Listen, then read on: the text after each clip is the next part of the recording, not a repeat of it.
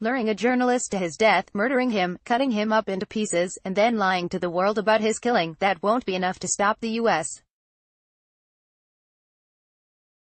from continuing to do business with Saudi Arabia and its leaders, President Donald Trump told the world Tuesday.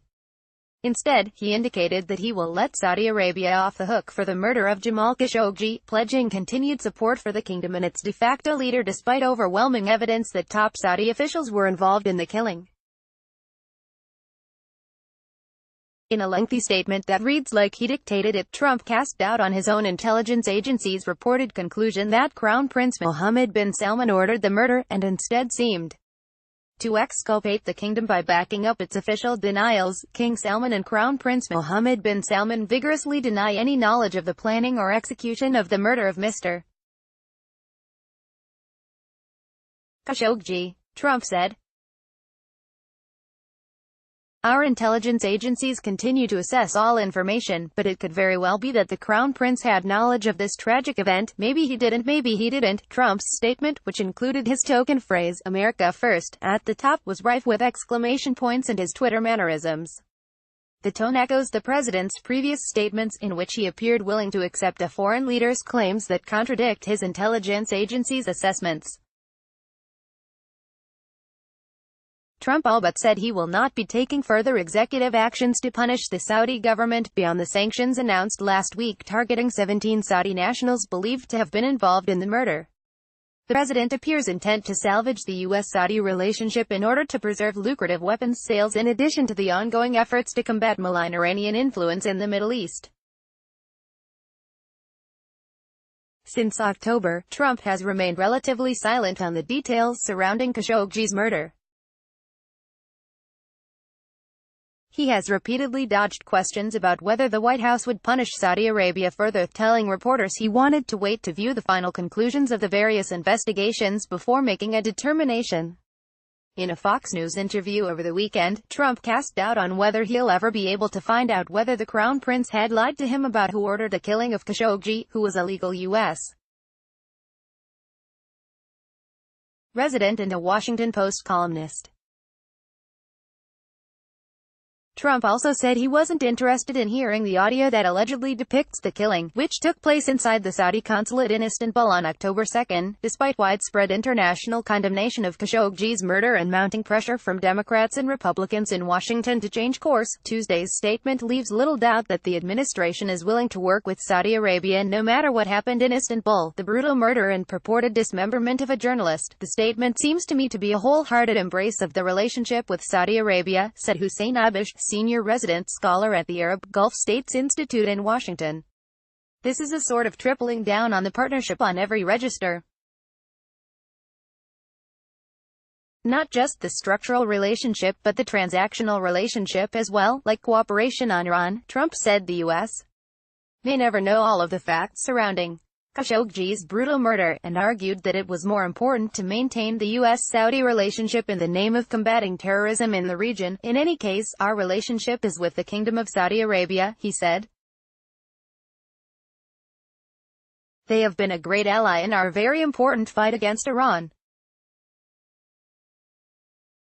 The United States intends to remain a steadfast partner of Saudi Arabia to ensure the interests of our country, Israel and all other partners in the region. Trump's words echoed the spin from Saudi officials who have for weeks behind the scenes worked to make amends with American politicians and lobbyists in an attempt to boost the kingdom's image in the wake of Khashoggi's killing. Diplomat Turki Al-Faisal earlier this month spoke at a cocktail party in New York to an invite-only crowd and vowed that business between Riyadh and Washington would continue as usual. The statement underscored the Trump administration's ongoing efforts to work closely with Saudi Arabia to thwart Iran's aggression in the Middle East. Trump's statement focused on lucrative defense contracts Saudi Arabia has inked with American companies including Boeing, Lockheed Martin, and Raytheon. If we foolishly cancel these contracts, Russia and China would be the enormous beneficiaries, and very happy to acquire all of this newfound business, Trump said.